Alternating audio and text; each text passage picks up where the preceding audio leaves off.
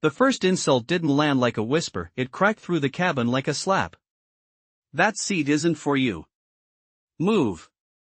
The white passenger in 3A didn't even look up as he said it, his voice dripping with the kind of confidence that comes from never being questioned.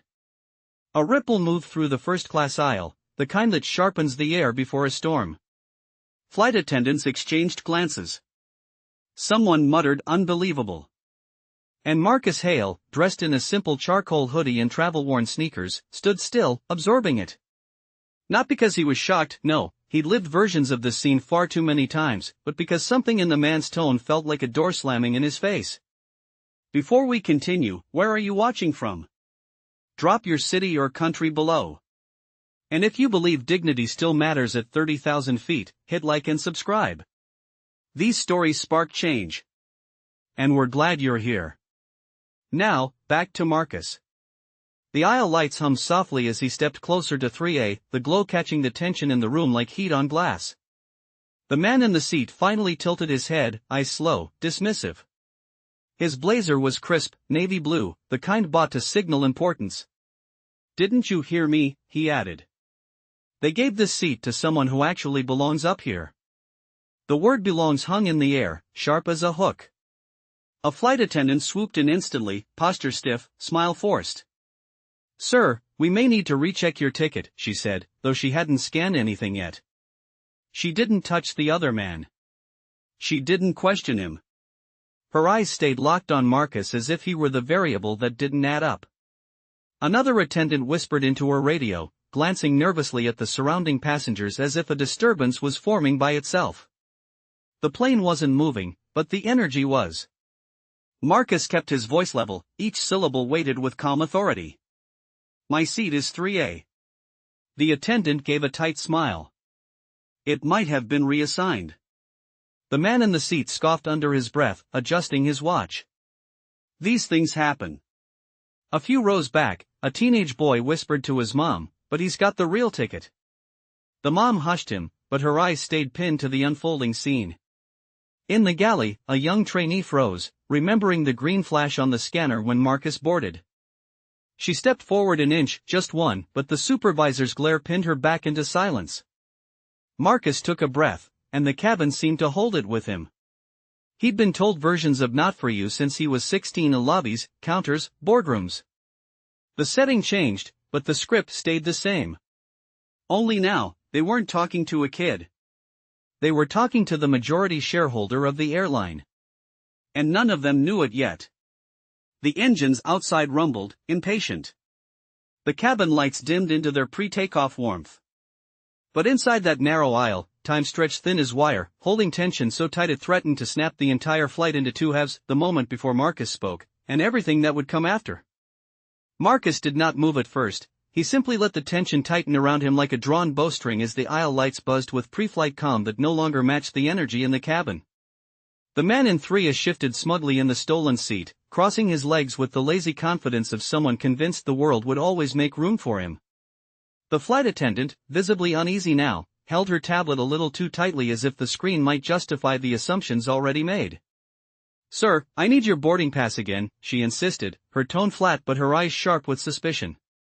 Marcus handed it over without hesitation, his movements were quiet, deliberate, almost meditative. She looked at it for less than a second before shaking her head. "It is not appearing in our system anymore," she said. Her voice wavered, but her conviction did not. Behind her, the supervisor appeared, a man with a rigid jaw and the tense posture of someone who believed authority was a shield. "We have had cases of fraudulent scans," he said, confirming the narrative without evidence. "We need to verify his identity." The teenager from earlier whispered, "But I saw it turn green," but his mother gently pressed his shoulder, silently warning him not to get involved. The trainee, though, could not look away. Her fingers twitched at her side, remembering exactly how that scanner flashed when Marcus boarded. She looked like she wanted to step forward, but fear held her ankle like a weight. Marcus stayed still, he breathed in once, slow and steady, letting the noise around him shape itself into something clear. He did not need to speak yet. The white passenger in 3A tapped the armrest and said, "You all need to hurry up, this is ridiculous." Some of us have real business to get to. His voice sliced through the aisle like cold metal. When he looked up at Marcus, his smirk deepened. You should know better than to try something like this, he added. This is first class. There it was again, a boundary drawn by entitlement rather than policy. The supervisor gestured toward the intercom on his collar. Security, please prepare to approach first class, he said. It was controlled, rehearsed, the kind of escalation Marcus had seen countless times. The cabin tightened with discomfort. A woman across the aisle clenched her handbag with both hands. A businessman lowered his newspaper slowly, eyes narrowing at the scene. The trainee finally broke, her voice was soft but carried across the seats like a plea. I scanned him in, she said, stepping forward. The supervisor cut her off before she could continue. Return to your station, he snapped. You are not authorized to speak during an active verification. She froze, but her eyes did not leave Marcus. She wanted to talk. She wanted the truth to breathe. Marcus allowed one moment of reflection to wash over him. At 27 he had stood in a bank lobby while a manager accused him of presenting a fake account. At 35 he had been told he could not possibly be the person on the identification he carried, and here, again, a stranger was trying to decide who he was allowed to be. The supervisor stepped closer and said, Sir, if you do not comply, we will remove you from the aircraft. Marcus lifted his head, calm and centered, his voice low but edged with certainty. I will comply with any lawful request, he said, but I will not surrender my seat. The man in 3A snorted. You already lost it. The pilot door opened, releasing a rush of colder air as Captain Reeves approached, scanning the scene with the detached authority of someone used to making fast judgments. What is the issue here? He asked. The supervisor answered quickly, we have a passenger attempting to occupy a seat that is no longer assigned to him. The captain nodded as if the explanation fit neatly into the world he understood. He looked at Marcus only once, briefly, then. At the stolen seat. If the system reassigned it, he said, there must have been a reason. But the trainee spoke again, this time louder. The reason is wrong, she said. He belongs in 3A. Her voice carried the weight of truth finally released, and several passengers turned their heads. The supervisor silenced her with a sharp gesture, but the shift had started, eyes were opening, assumptions were cracking. Marcus exhaled slowly. He did not need to raise his voice yet. He only needed to let the moment breathe. The cabin felt smaller now, not because the walls had moved, but because every unspoken assumption in the room had begun to press inward like an invisible crowd. Captain Reeves stood with his arms crossed, his expression firm but unwilling to investigate further than the surface. The supervisor hovered beside him, ready to interpret every moment in a way that justified the mistake already made. The man in seat 3A relaxed deeper into the stolen chair as though the entire situation were a minor inconvenience on his way to somewhere he felt entitled to be. Captain, I am telling you, the supervisor continued, the system confirms that this seat is no longer assigned to him. We cannot hold up the flight because someone is trying to claim a premium seat. His words were clean and professional on the outside, underneath, they pulsed with an accusation that had never needed proof. The captain nodded, already leaning toward a conclusion. Very well, he said. Sir, please step aside while we confirm your identity at the gate.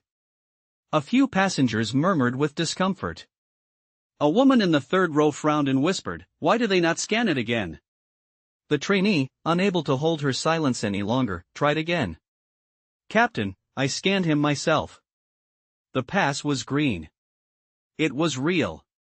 Her voice trembled, but the truth inside it did not. The supervisor shot her a glare sharp enough to silence Stone.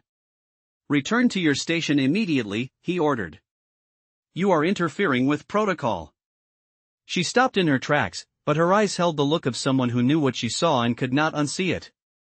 Marcus stood still, the calm center of a storm that was growing by the minute. The captain stepped closer, trying to assert control. Sir, I need you to comply. We cannot delay departure. Marcus met his eyes without flinching. I have complied, he said.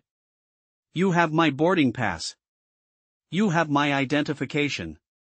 You have the statement of the crew member who scanned me in. The The supervisor interrupted, "We cannot verify her claim. She is new and may have been mistaken." The teen from row 5 whispered loudly, "She was not mistaken." His mother hushed him again, but her knuckles were white around her seatbelt. The man in 3A let out an exaggerated sigh. "Can someone please handle this? This is wasting everyone's time." This is exactly what happens when people think rules do not apply to them. His tone was casual cruelty, easy, practiced, and rooted in a place no logic could reach. Marcus looked at him for the first time with full clarity, and something shifted in the room, not a raised voice, not a threat, just the presence of a man who refused to shrink. The supervisor stepped closer, lowering his voice as if saying something important. "Sir," he said, "if you do not step aside voluntarily, we will have to involve airport authorities." A few passengers raised their heads at the mention of authorities. A businessman lowered his tablet slowly, watching. A middle-aged woman removed her headphones. The atmosphere thickened again, charged and uneasy. Marcus did not move. "You are escalating without cause," he said. "And you are ignoring the one person here who saw the truth." The captain's patience thinned. "The trainee's statement is not official," he said. "I need you to exit the aircraft until we sort this out." The trainee, pale and shaking, finally stepped forward again. "Captain, if you remove him, you are making a mistake. There was nothing wrong with his ticket. Someone changed the record after he boarded." Her voice landed with the weight of a confession that could not be taken back. Gasps rose from the seats. The captain blinked, thrown off for the first time. The supervisor snapped, "Enough. That is not possible. Our system is secure." But now the passengers were listening, eyes sharpened, doubts surfaced, the narrative wavered. Marcus let the silence hang for one long second, letting everyone feel the imbalance in the room. Then he spoke, steady and unwavering. "If you intend to remove me," he said, "you will need to be certain about the truth. Because once you make that decision, there will be no going back." It was not a threat. It was a warning, calm, factual, and more powerful than any raised voice. And it was the first sign that the people who thought they understood the situation had absolutely no idea who they were dealing with. The cabin had shifted again. What had once been quiet discomfort was now a low current of awareness running beneath every breath, every stolen glance, every whispered question. Passengers were no longer pretending not to listen. They were witnessing something unfold in real time, something that felt larger than a seat dispute and heavier than a simple misunderstanding. Captain Reeves squared his shoulders as if grounding himself before taking the next step in a scene he thought he understood. The supervisor stood at his side, rigid and certain, holding on to a sense of authority that had begun to slip through his fingers. "We are done discussing this," the supervisor declared, his voice louder now, as if volume could replace truth. "If the system shows the seat reassigned, then the system is correct." He gestured to the trainee without looking at her. "And you need to return to your station immediately." She did not move. Her hands trembled at her sides, but her voice, when it came, was steady. "Captain, I am telling the truth," she said. "I saw his boarding pass scan. It was valid. It was green. I even double-checked his name. It matched the manifest." The supervisor snapped, "You misunderstood what you saw." "I did not," she answered, louder this time. A few passengers murmured in agreement, emboldened by her certainty. A man across the aisle leaned forward, eyes narrowed. "If she scanned it," he said, "how did it disappear from the system?" No one answered him. The question hung in the stale cabin air like a light switched on in a dark room. The captain exhaled, annoyed. "This is not the place to debate internal system errors," he said. "We need to keep this flight on schedule." The man in seat 3A smirked again, checking his watch with theatrical impatience. Finally, he muttered. "Can we move on? This is getting embarrassing." He looked at Marcus with the smug ease of someone who had never once questioned whether he belonged somewhere. "You should listen to the captain," he added. "You are only making this harder on yourself." Marcus did not even look at him. His focus stayed on The captain, who seemed increasingly uneasy as the eyes of the cabin pressed onto him. "Captain," Marcus said evenly, "you have conflicting accounts from your own staff. You have a trainee who scanned my pass and confirmed it was valid. You have a ticket in your hand that you still have not rescanned. And you have a passenger occupying a seat he cannot prove belongs to him." The supervisor cut in again, "The system already proved it." But his voice cracked at the edges, betraying a confidence that was quickly evaporating. The teenager in row 5 could not hold back anymore. "Why do you not just rescan it?" he said, louder than before. His mother tried to quiet him, but this time he shook his head. "Seriously," he said, "you are making it worse." The captain looked at him, then at the other passengers who had begun nodding.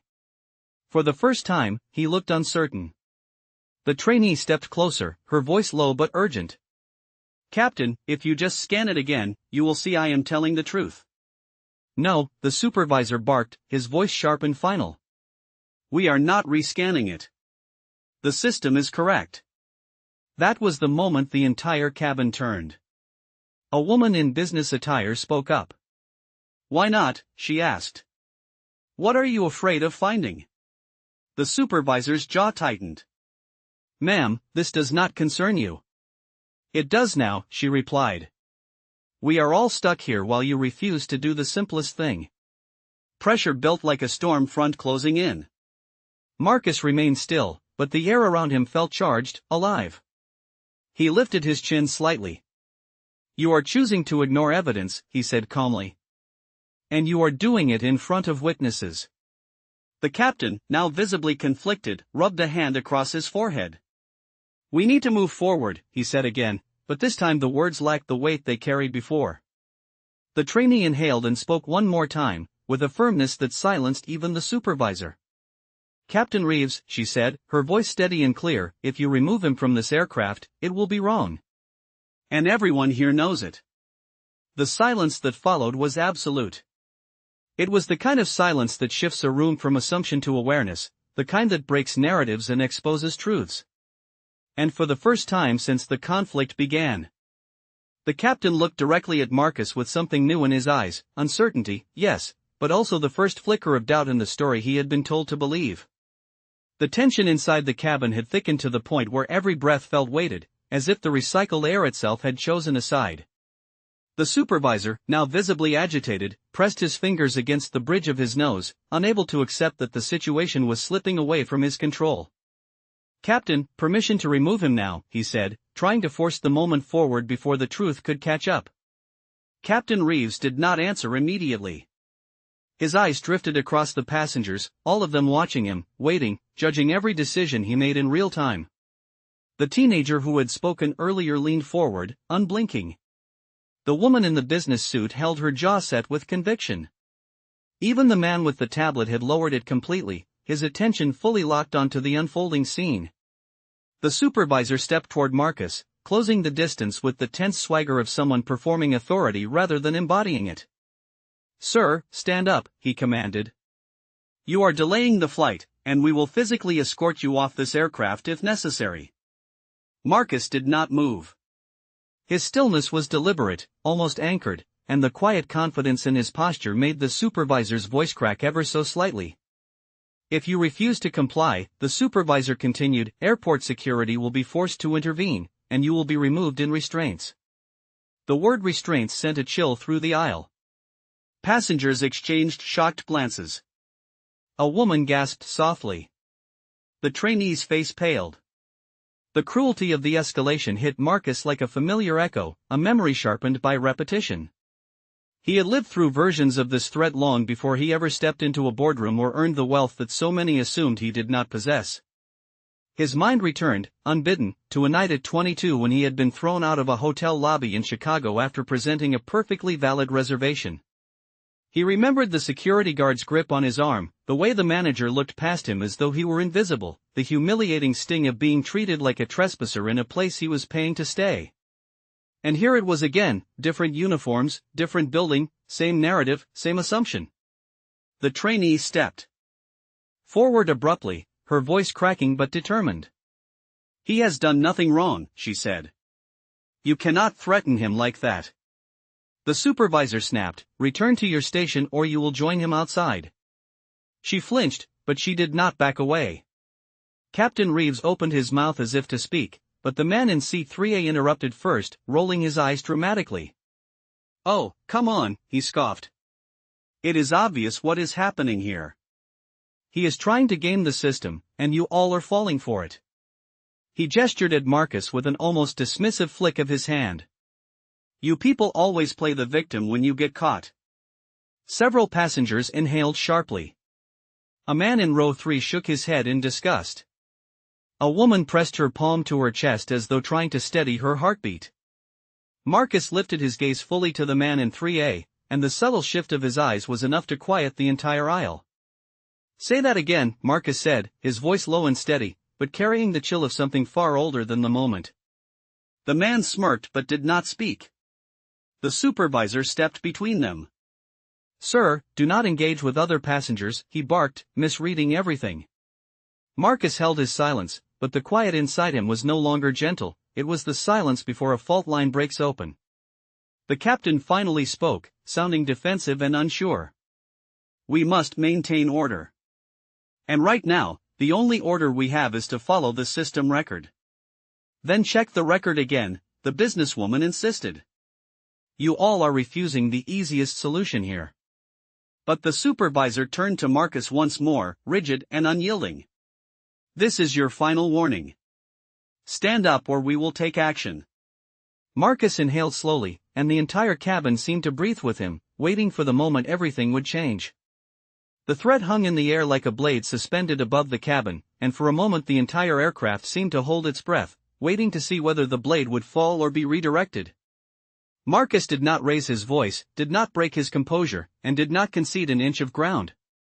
Instead, he reached calmly into the pocket of his hoodie and pulled out his phone with the kind of deliberate control that made every person in the aisle stiffen slightly, not out of fear, but out of anticipation. He pressed a single button on the side and lifted the phone to his ear. "Nia," he said quietly, his voice steady as steel wrapped in velvet. On the other end, his executive assistant answered instantly, her tone crisp and alert. "Yes, Marcus, I am here." The supervisor scoffed, mistaking the moment entirely. "Calling someone will not change the situation, sir," he said. "You need to comply or exit the aircraft." Marcus did not even acknowledge him. "Nia," he continued, "initiate the internal verification protocol. I want the flight log, seat manifest, and all scan timestamps from gate C12 pulled and secured." A few passengers exchanged looks, puzzled by how formal and precise his words were.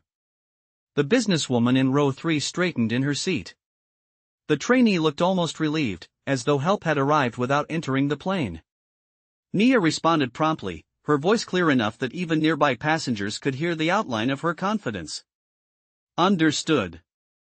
Accessing the Horizon Aviation internal system now. Do you want me to notify the board monitoring channel?"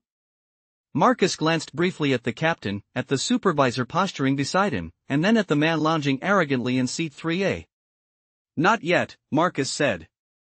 "For now, run a silent verification. Confirm whether my seat was reassigned manually and at what timestamp." The supervisor's expression faltered. His lips parted slightly, as though realizing he had misjudged the situation but still could not understand how. "What exactly are you doing?" he demanded. Marcus finally turned toward him, his gaze level and unblinking. "Something you should have done before threatening to remove me," he replied. The passengers murmured. Captain Reeves shifted his weight from one foot to the other, the certainty on his face slipping away. Nia's voice returned through the phone. "Marcus, I am in," she said. "The system shows a manual override on seat 3 logged 3 minutes after you boarded. It was authorized by a crew member ID tagged to today's shift." The cabin erupted in whispers. The businesswoman whispered, "I knew it." The teenager muttered, "They changed it after he sat down." The trainee exhaled shakily, vindicated at last. The supervisor's face reddened as though the truth were a heat lamp trained directly on him. "That is impossible," he snapped. "Our system cannot be altered without managerial clearance." Marcus held the phone steady. Nia, confirm. The clearance level for that override. It was performed under a level 2 access, she answered. That level is assigned to shift supervisors. All eyes swung to the supervisor. He froze, caught between denial and the dawning realization that the narrative was slipping beyond his control. The man in 3A straightened in his seat, no longer smug, his confidence draining like water through open fingers. The captain raised a hand, trying to regain order. We need to verify that information independently, he said. Marcus nodded once. You will have it shortly. Then, into the phone, he said, Nia, escalate the verification record to the internal audit log and lock it. Nothing gets erased. Done, she replied. Awaiting your next instruction. Marcus lowered the phone slightly but did not hang up. The silence that followed was not the quiet of tension, it was the quiet before a seismic shift, the moment everyone in the aircraft realized the balance of power had changed, and none of them knew what was coming next. The shift inside the cabin was not loud, it was not dramatic in the traditional sense. It was quieter, heavier, like a curtain of realization settling over every seat and every pair of watching eyes. The supervisor, who just moments earlier had stood tall and authoritative, now looked as though someone had pulled the ground out from under him. Captain Reeves stared at Marcus with a dawning awareness, one that battled with his instinct to maintain control of the aircraft.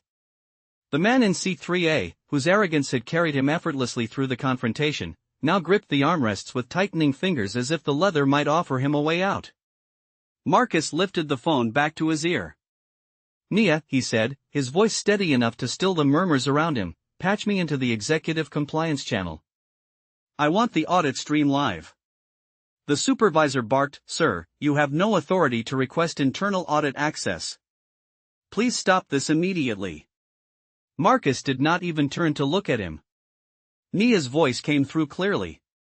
Connecting you now. Compliance lead is in queue. Do you want me to announce your title? Marcus paused for a moment. The cabin was hushed, caught between curiosity and disbelief. No, he said. Not yet. The passengers leaned in as though the entire aircraft had become one collective set of ears. Captain Reeves took one careful step forward. Sir, I need to understand what exactly you are trying to do, he said, no longer commanding, but cautiously respectful. Marcus lowered the phone slightly, his gaze locking onto the captain's. What I am doing, he said, slow and deliberate, is correcting an error your staff refused to acknowledge. And ensuring that it is documented properly. The trainee nodded subtly, her face filled with a mix of relief and fear. The supervisor, voice thinning, muttered, This is absurd. He is bluffing. But the uncertainty in his eyes betrayed him. Nia's voice returned. Marcus, compliance is on the line. They want confirmation before proceeding. Marcus exhaled slowly, his posture never wavering. He pressed the speaker button so everyone could hear. A new voice joined the cabin, crisp and authoritative. This is Carla Bennett, Chief of Internal Compliance. Who am I speaking with? Several passengers exchanged startled glances. High-level compliance officers did not usually appear on speakerphones mid-flight. Marcus's reply was calm, almost effortless. Carla, this is Marcus Hale. A silence followed that felt like a shockwave passing invisibly through the cabin. A few passengers gasped under their breath. The businesswoman covered her mouth with her hand. The trainee's eyes widened in realization.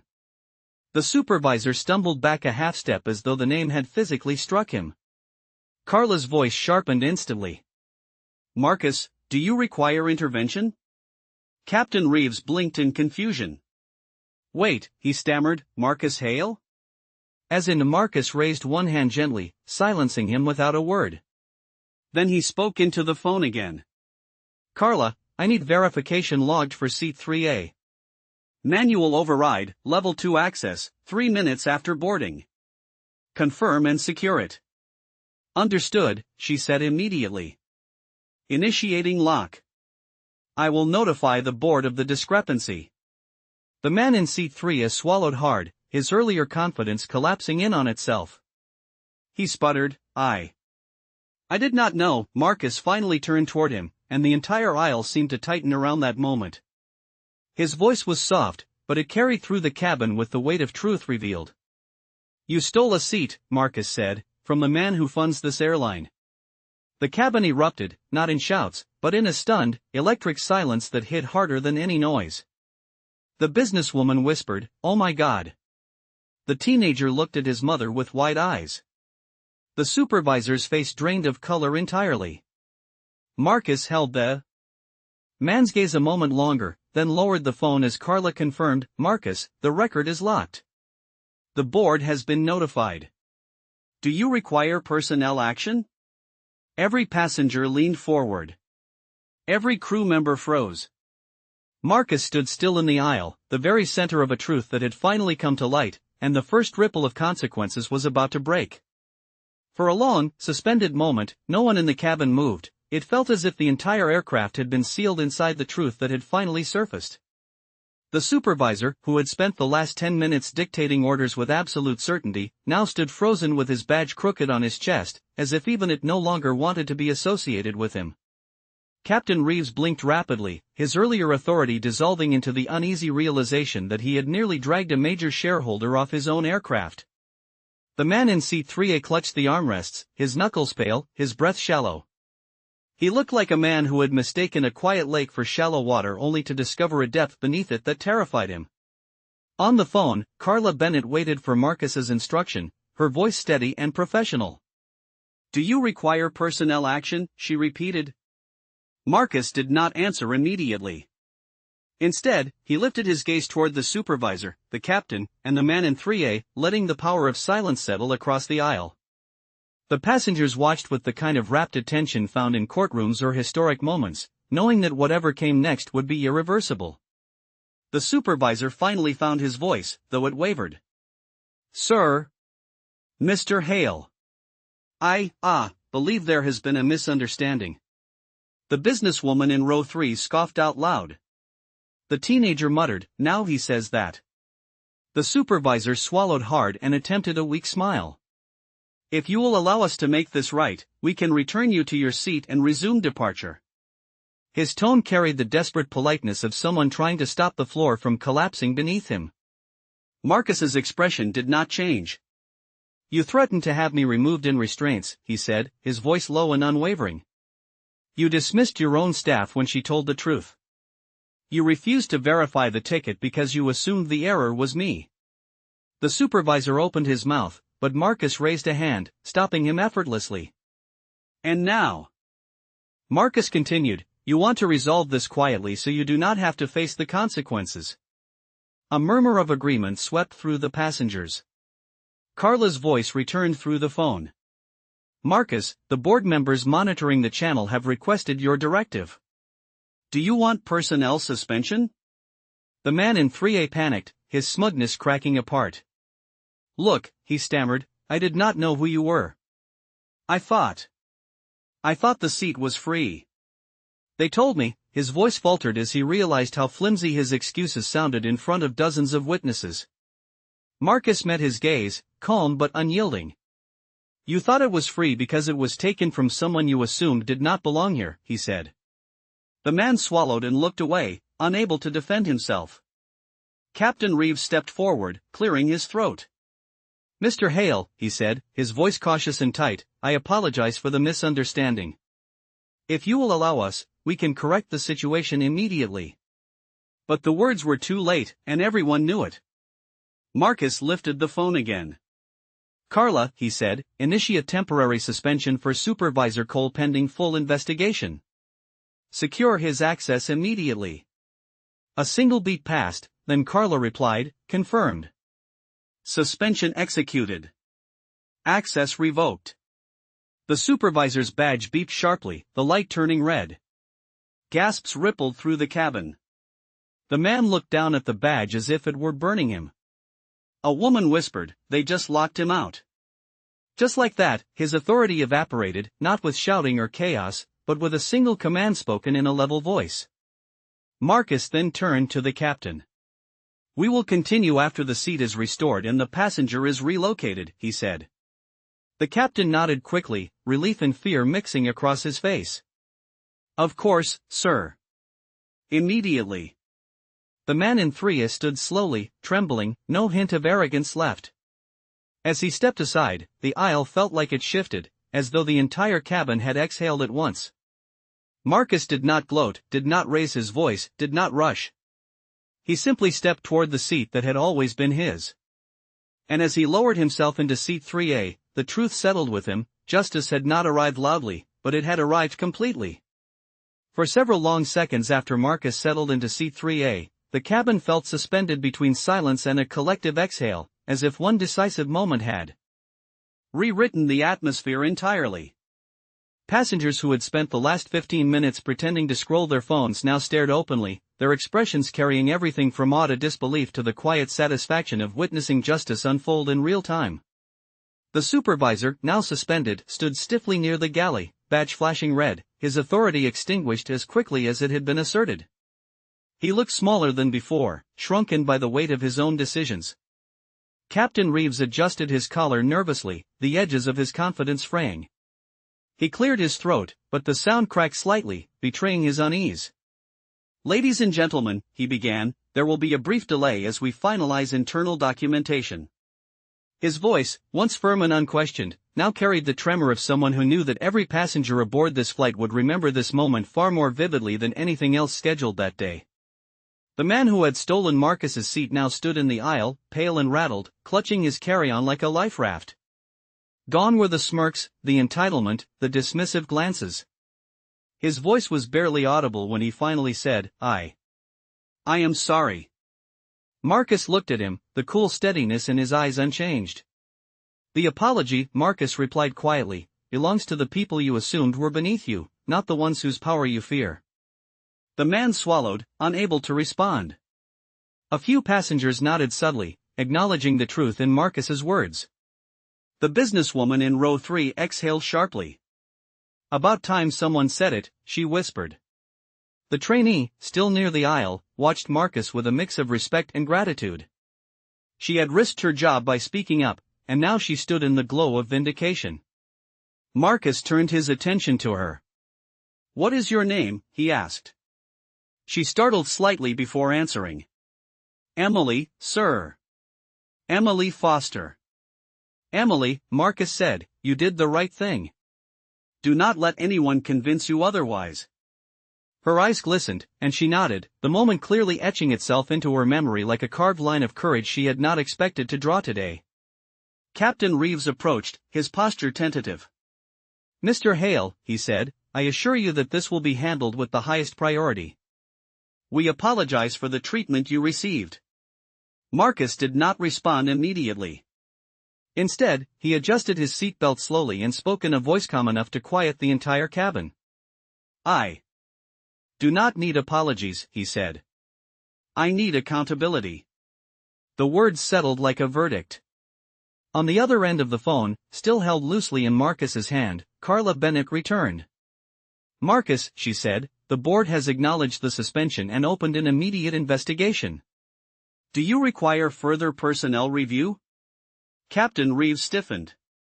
Emily's breath caught. The suspended supervisor closed his eyes, bracing for a fate he could no longer escape. Yes, Marcus said. Document the captain's decision to escalate without verifying the passenger record. Add it to the review. Captain Reeves paled. Sir, Marcus raised a hand slightly, and once again, the simple gesture was more powerful than any raised voice. Carla continued, consider it logged. Do you authorize full audit processing? Marcus answered with the same calm certainty that had carried him through the entire confrontation. Yes, Carla. Proceed. Around him, passengers straightened in their seats, witnessing not revenge, but restoration. Not rage, but precision. Not chaos, but clarity. As Carla confirmed the audit activation, the aircraft seemed to shift. Justice had not just arrived, but had settled into the space like a new oxygen source, one every passenger could feel in their lungs. Marcus leaned back in seat 3A, the place that had always been his, and closed his eyes for a brief moment. And in that quiet breath, everyone understood the truth. he had never raised his voice, he had only raised the standard. The cabin was quiet, but it was no longer the uneasy quiet from before, it was the charged, anticipatory silence of people who knew they were witnessing the consequences finally catching up to the ones who had tried to hide behind protocol and prejudice. Captain Reeves stood near the front of the aisle, his posture rigid, as if he were bracing himself for impact that was no longer mechanical but personal. His authority, once unquestioned, now hung on a thread woven from his own decisions. The suspended supervisor lingered by the galley like a ghost of his former authority, badge dark and powerless. Emily, the trainee, stood with her back straight, the quiet bravery she had shown now reflected in the approving glances of passengers who had seen her stand for truth before it was safe to do so. Marcus sat in seat 3A, composed and steady, holding his phone loosely in one hand as Carla Bennett's voice remained on the line. Marcus, Carla said, the board has acknowledged your directive and is requesting any additional context for the audit report. Marcus's gaze swept the cabin. He saw the anxiety on the captain's face, the collapse of the supervisor's confidence, the lingering shame etched into the expression of the man who had stolen the seat. He also saw the passengers, people who had been quiet at first, then confused, then outraged, now settled into a mix of vindication and relief. They were the witnesses. They had seen everything. And some part of Marcus knew that mattered just as much as the audit log. Carla, Marcus said, his voice even, note that a passenger attempted to occupy my seat without verification and was permitted to do so by crew members who did not follow protocol. Note that I was accused of fraud without evidence.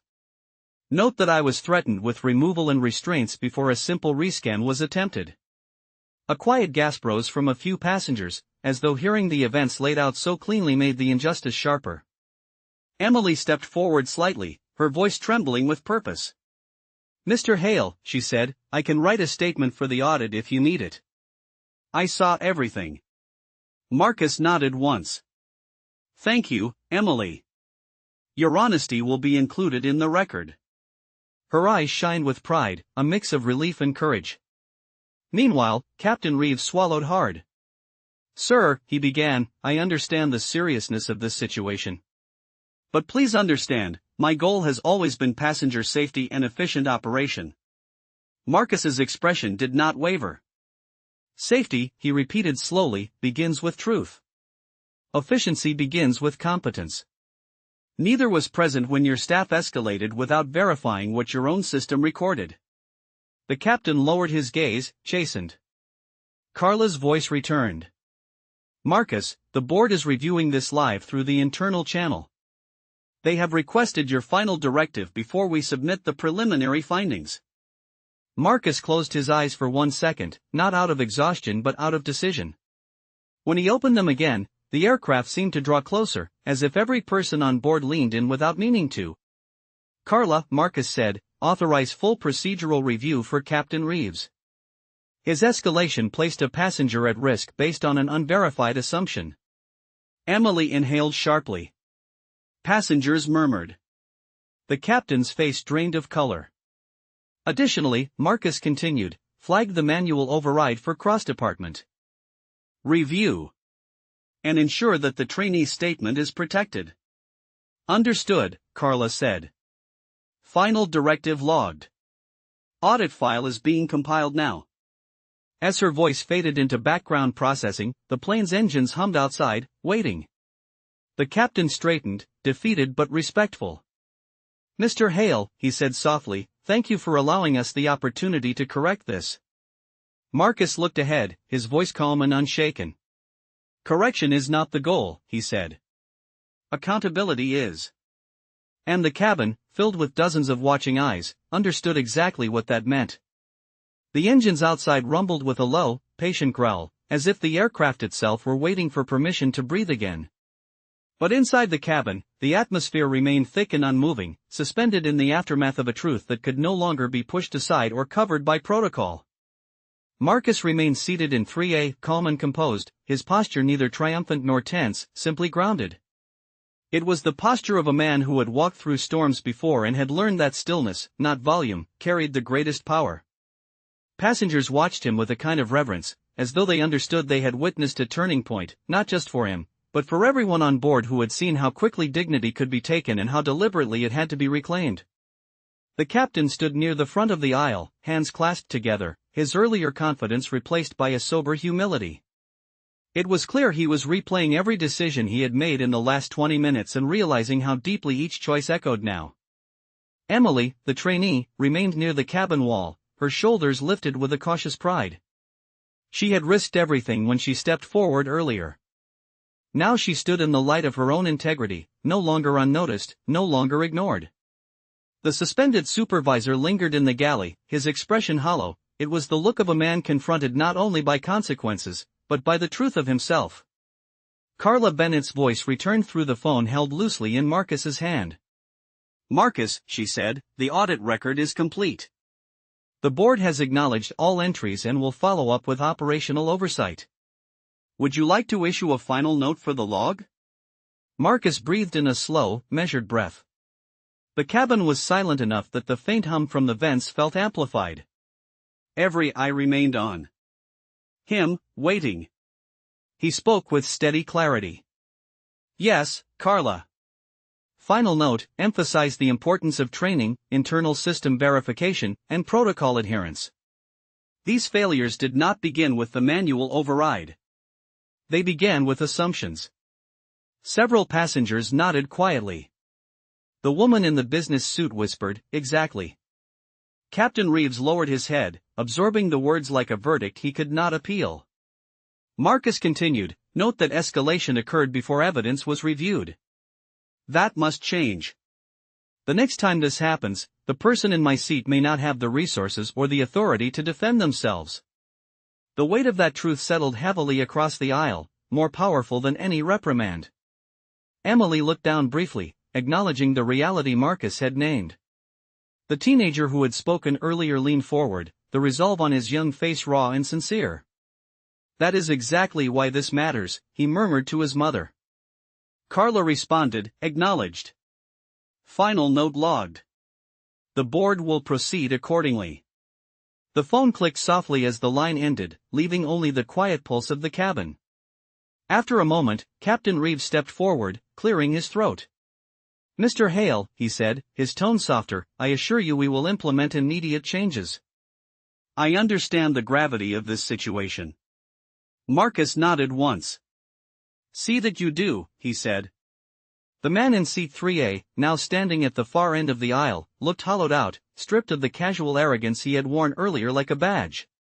He took a shaky step forward. I truly am sorry," he said. "I should not have taken the seat. I should not have said what I said."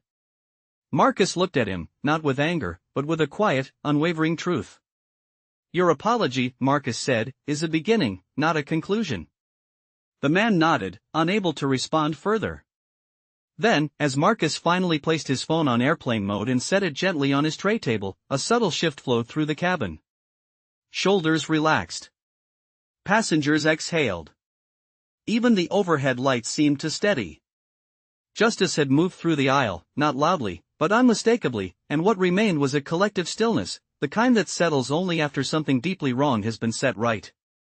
The cabin seemed to settle into a quieter rhythm as the reality of everything that had unfolded sank into the walls, the seats, and the memories of every person aboard.